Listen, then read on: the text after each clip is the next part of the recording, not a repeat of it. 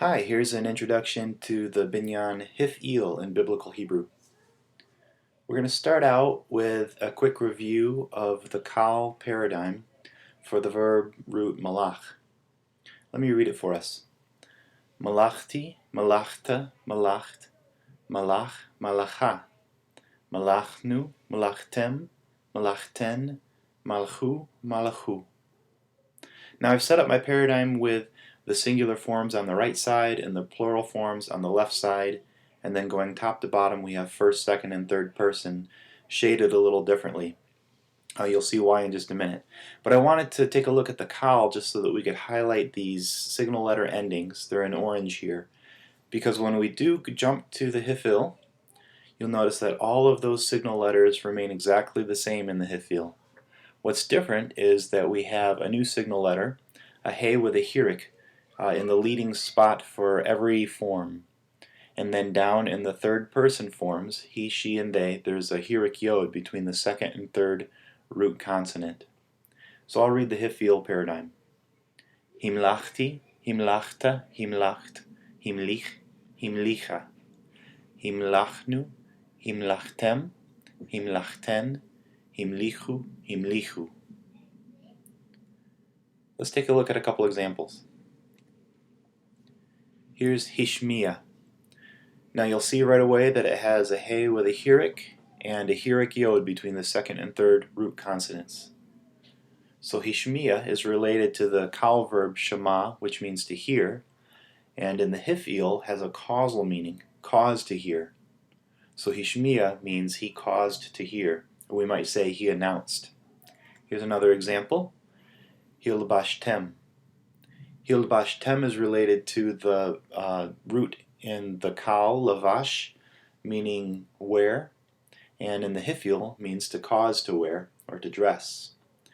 Hilbashtem has hey with a hirik in its leading signal letter spot, which tells us that we're in the Hif'il, and you'll probably recognize the ending tem, which means you all men. So you dressed. Okay, let's move now to the imperfect. Once again, a quick review of the kal. There are all of our signal letters that we are pretty familiar with by now in orange, but I'll read the paradigm.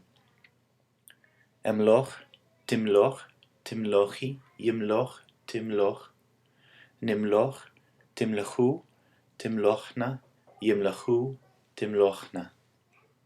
Now once again, when we jump to the Hif'il, all of our signal letters are exactly the same. What's different in the Hif'il is that the leading signal letter has a patach as its vowel now. And between the second and third root consonants, there's that hirik yod once again, running all the way through the paradigm now, except for the second and third person plural feminine forms. Let's take an example. Here's albish. Albish is from the same root that we were just looking at, lavash. But in the Hif'il, in the imperfect, we see that we have an aleph as our signal letter, meaning I will do something or other. And it has a patach under it, which is our signal that we're in the Hif'il. It also has that hirik yod between the second and third root consonant. So albish means I will dress. This is pretty straightforward with all of these regular verb forms. It gets a little bit trickier if we run into something irregular, so let's take a final look at an example that is a little more complicated. Here's vayagidu. Now you might encounter this verb in the wild and not know what in the world it is, but don't fret, we can take it apart piece by piece and figure out what it is that we're looking at. The first thing we notice is that it has a reversing vav on the front there. That's telling us that we're dealing with a converted verb form. Once we get rid of that, we're left with yagidu. And we might not recognize that either, but we would see that we have a yod as our typical signal letter for the imperfect. And in this case it has a patach underneath, meaning that we're dealing with the Hif'il. Now that yod with the shurik on the end together are our signal that we're dealing with third person masculine plural.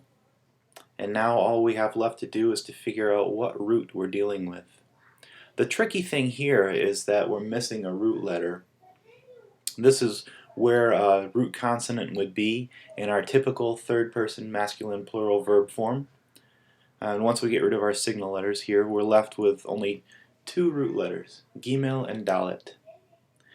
If you weren't sure what the leading root consonant would be, you could always go in your lexicon and look up the familiar ones, a yod or a hey or a nun or something like that, that typically do fall off the front of a verb root. In this case, we have a clue from that dagesh in the Gimel.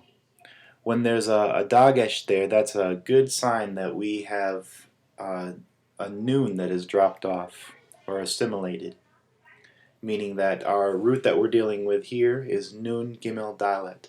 In your lexicon, you'll find that as the verb to tell, which means that yagidu is they will tell, and vayagidu is they told. So there's a handy introduction to the Hif'il. Hopefully that gets you started off on the right foot. Remember, ehevu et ivrit. Love your Hebrew.